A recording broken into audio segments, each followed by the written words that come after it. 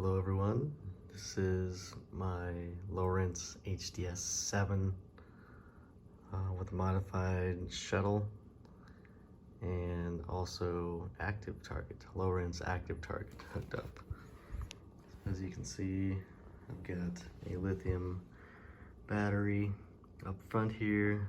It's powering my display unit, and also here's the new active target app right there. There we go. And obviously not going to do much right now, but looks like it's trying to do something anyway. Pretty cool. And here's some more options as far as changing your view palette. You stop sonar. You got range grid that you can set. Straight grid lines, arcs. Pretty cool. You can record video right here. We might need to do that eventually. But here's my modified units. Just use some PVC for handle basically. It's fairly heavy, but I just used a ice, what do they call it, ice shuttle pack for the previous models, and just modified it to where I can have a unit for everything. I'll go around the back here so you can see what the active target unit looks like. So you can see it's mounted to the back, the PVC pipe there. I have the Ethernet light flashing showing Ethernet is active. Sonar light is on, meaning the transducer is active.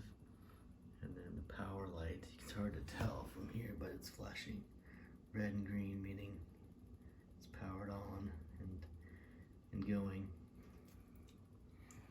It's just kind of weird. But then right now I just have this unit here powered by a separate battery. I might change that later, but I just found that easier for the time being anyway. Right here I have the transducer on a pole mount. That'll go down into the ice hole, and here's the actual transducer here. You can kind of hear it clicking. And then you could also, of course, adjust right here if you want to go scout mode. But yep, anxious to try it out on the ice. I think I got it all hooked up and everything okay and secure. It's pretty tight in there, as you can see. I got the roll of Ethernet kind of rolled up and tucked up underneath everything. Hard to see, but yeah, zip ties galore, of course.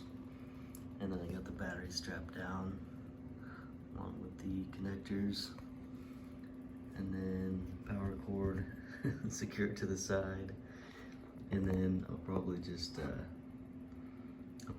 end up keeping the transducer cord out separate. So pretty tight, very heavy. I'm very happy with what I got so far. We'll have to see how it works when we get onto the ice.